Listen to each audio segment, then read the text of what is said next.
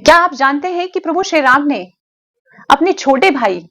लक्ष्मण जी को, जो उनके साथ 14 वर्षों तक वनवास में भी रहे थे, हमेशा हर बात उनकी मानते थे, शेषनाग जी का रूप थे लक्ष्मण जी,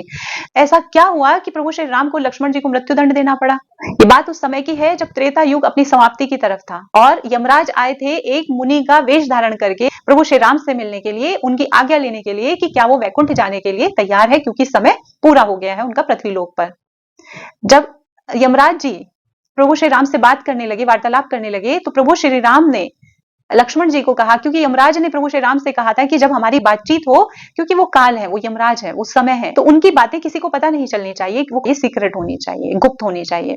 तो यमराज ने कहा था प्रभु श्री राम से कि जब हम बातें करें, हम बातचीत करें, वार्तालाप करें, तो मेरे आपसे बात करते हुए इस रूम में, इस कमरे में कोई आना नहीं चाहिए, इस कक्ष में किसी का आगमन नहीं होना चाहिए। तो प्रभु श्री राम ने कहा ठीक है, और यमराज जी ने उनसे प्रार्थना की कि अगर कोई आ जाता है तो आप उसे मृत्यु दंड दे देंगे, ऐसा गुप्त हमारा जो वार्तालाप होगा उसको कॉन्फिडेंशियल रखने के लिए ऐसा जरूरी है। प्रभु श्री राम ने सबसे प्रिय, सबसे विश्वसनीय लक्ष्मण जी, जो उनके छोटे भाई थे और उनके भक्त भी हैं, ऐसे लक्ष्मण जी को गेट पर यानी द्वार पर खड़ा कर दिया कि कोई भी इस कक्ष में अंदर ना पाए, क्योंकि मेरी और काल की यानी यमराज की कुछ गहन वार्ता चल रही थी। ये तो विधि का विधान था और लक्ष्मण जी पहरा दे रहे हैं और प्रभु श्री राम यमराज जी से बात कर रहे हैं आने वाले समय के लिए। तभी द्वार पर ऋषि दुर्वासा का आगमन होता है और हम सब जानते हैं कि ऋषि दुर्वासा को जाना जाता है क्रोधित होकर श्राप देने के लिए। तो ऋषि दुर्वासा आकर लक्ष्मण से कहते हैं कि जाओ, मुझे प्रभु श्री राम से मिलना है, उनको जाकर मेरे आगमन की सूचना दो। अब वो तो सिर्फ कारक थे विधि के विधान में।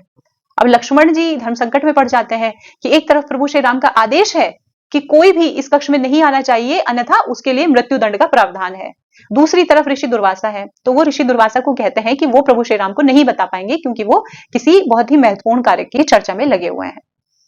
तो ऋषि दुर्वासा तुरंत क्रोधित हो जाते हैं और लक्ष्मण से कहते हैं कि तुरंत जाओ लक्ष्मण और प्रभु श्री राम को बताओ कि मैं आया हूं, और अगर तुमने ऐसा नहीं किया तो मैं तुम्हारे सारे कुल को, तुम्हारी सारी प्रजा को भस्म कर दूंगा श्राप देकर। अब लक्ष्मण जी सोच में पड़ जाते हैं, ऐसी धर्म संकट की स्थिति कि एक तरफ मेरा पूरा कुल है और पूरा कुल तो छोड़िए पूरी प्रजा है, और दूसरी तरफ भगवान श्री राम का आदेश है, अब मैं करूं तो क्या करूं।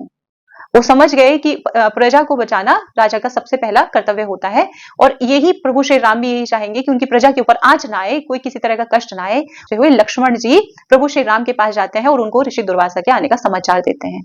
अब नियम तो नियम था, वो तो शब्द दे चुके थे अपने। अब शब्द क्या थे? प्रभु श्री राम ने यमराज से वादा किया था कि अगर कोई भी बीच में आएगा वार्तालाप के तो उसे मृत्युदंड दिया जाएगा। तो वो अपने गुरु को बुलाते हैं और उनके गुरु क्या कहते हैं कि अपने किसी प्रिय को छोड़ देना भी उसकी मृत्यु के ही समान है, तो आप लक्ष्मण को छोड़ दीजिए, उससे अलग हो जाइए, उसका त्याग कर दीजिए अपने छोटे भाई का। जैसे ही लक्ष्मण जी